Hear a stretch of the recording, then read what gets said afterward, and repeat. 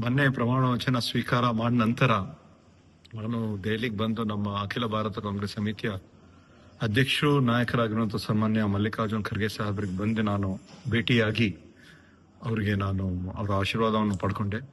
ಅದೇ ಒಂದು ರೀತಿಯಿಂದ ನಮ್ಮ ಇರ್ತಕ್ಕಂಥ ನಮ್ಮ ಎಲ್ಲ ಪ್ರಧಾನ ಕಾರ್ಯದರ್ಶಿಗಳು ಅವ್ರಿಗೂ ಕೂಡ ಭೇಟಿಯಾಗಿ ಸಲಹೆ ಮಾಡಿ ಮತ್ತೆ ನಾನು ವಾಪಸ್ ಹೋಗ್ತಾ ಇದ್ದೀನಿ. ಎಲ್ಲರ ಒಂದು ಮಾರ್ಗದರ್ಶನ ಇರಬೇಕು ಅಂತ ನಾನು ಬಂದಿದ್ದೇನೆ.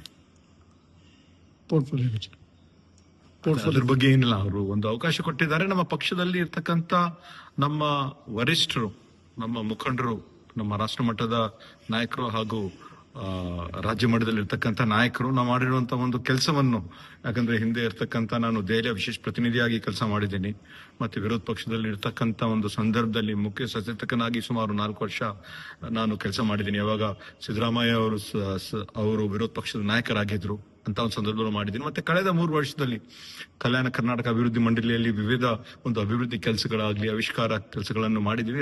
ಎಲ್ಲವನ್ನು ಗಮನದಲ್ಲಿ ಇಟ್ಕೊಂಡು ಒಂದು ಜವಾಬ್ದಾರಿಯನ್ನು ಕೊಡ್ತಾರೆ. ಅವ್ರು ಏನ್ ಕೊಟ್ಟರು ನಾನು ನಿಭಾಯಿಸಕ್ಕೆ ಸಿದ್ಧನಾಗಿದ್ದೀನಿ.